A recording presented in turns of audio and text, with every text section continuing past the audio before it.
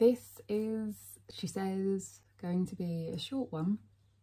I wanted to talk about grief and grieving. So a nice light-hearted topic. My mum died back in 2016 and that was on the 2nd of June. But there's a few lessons that I've learned. And what I'm hoping from sharing this with you, to open up what can be a bit of a difficult or odd or, you know, uncomfortable conversation, which is something that I want to do as much as I can, appreciating it's only from my own perspective, which will always caveat.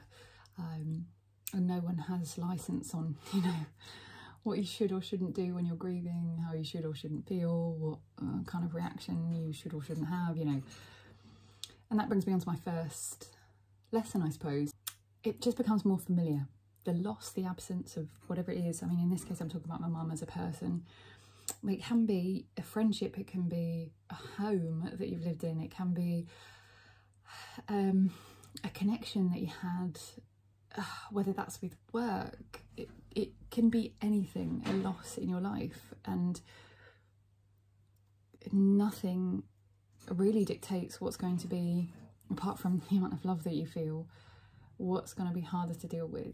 The validity of everyone's grief about whatever it is. No one's grief is more or less important than anyone else's, nor is it more or less valid. It's, you know, it's an experience that that individual's having.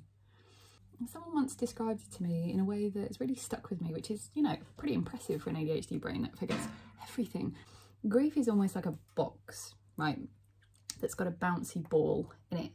And when grief first happens, so when the loss first happens, you've got this box and you've got this gigantic ball inside of it, and it's like moving around and it's hitting the sides of this box all the time, and you're constantly feeling that grief every time it hits the side in different ways, and it's overwhelming. It takes over a lot of your mind and how you're feeling everything. Over time, what happens is, it doesn't always stay small. It's a bit like Alice in Wonderland. It gets smaller, but it never goes. It's almost as though there's like a button that forms on one of the sides, and occasionally it'll hit the button, and the button is like this red kind of massive, horrible, overwhelming sense of grief and loss again. But it doesn't happen all the time. You'll get like the other sides hit every now and again. That'll make you feel a bit sad, solemn, kind of distant, all of that sort of stuff. And you can't really explain it. Well, I gesticulating when I'm sat down. Sorry for that word. It can be a very, very lonely experience, even when the loss that you've experienced, in my case, for example, I have a sister who's also experienced that loss. Both of our experiences, both of our relationships with mum were our own. And we are individual humans, so we have our own reactions and responses to things. It can feel very, very lonely. None of us want anyone to go through grief or loss, you know, and certainly death of someone really important to us. It can be a really tough, difficult topic, which I can't actually remember if I've said this already, but I really want to do more with my channel, to have conversations that might be difficult. One of the greatest things is to be able to speak with people about their grief, about their loss, to uncover some similarities. That person is walking around with that grief, like it's not going anywhere just because we're not talking about it. And you're not going to make someone think about whoever they've lost, you know, and then cause them upset. It's there, it's already there. And actually not talking about it sometimes can be harder. Very finally, not trying to be toxic positivity here, but there really is good in everything that happens. Likewise, there can be bad in a lot of things that happen that otherwise feel very positive. It's always about balance, life. I was concerned about how I would ever deal with the death of my mum, because as much as I was always seen as this very strong person, very resilient, I've experienced loss before, and a lot of quite challenging, very difficult things, but nothing like this was going to be. Actually, it was the one thing that I fully believed would just completely derail me. I went back to work quite quickly.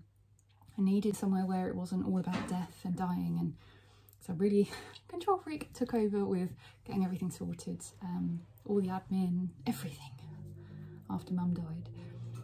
Not very many people in the workplace knew what was going on. Someone who had been through a very different type of loss. She picked up what I didn't even realise, and just I was struggling a bit. And she came over to me and she actually said, "Can I have a chat with you? I'm really sorry to interrupt." We walked out the back and we just sat down on a bench. We just both burst into tears. It's hard to describe. It just felt very uniting. It felt very soothing. It felt supportive. Grief is hard and we're all gonna face it in various ways. The best thing we can do is not try and hide it and be a good part of the effort to create these conversations. Sitting with people through their distress and also allowing yourself to sit through your distress. Knowing that there are people out there who are willing to talk, and yes, it can be uncomfortable, but you know what? I'd risk that any day. If it helps you to talk, please do. I bet you've got some pretty damn wonderful characteristics that perhaps you didn't really credit yourself with having. And maybe now even you have more of a sense of perspective, which is an incredible gift. I don't know if you've heard in this video, Billy, my third budgie, keeps jumping. There. If you've been hearing that noise, that's Billy jumping down. Take good care of yourself, and I'll see you next time.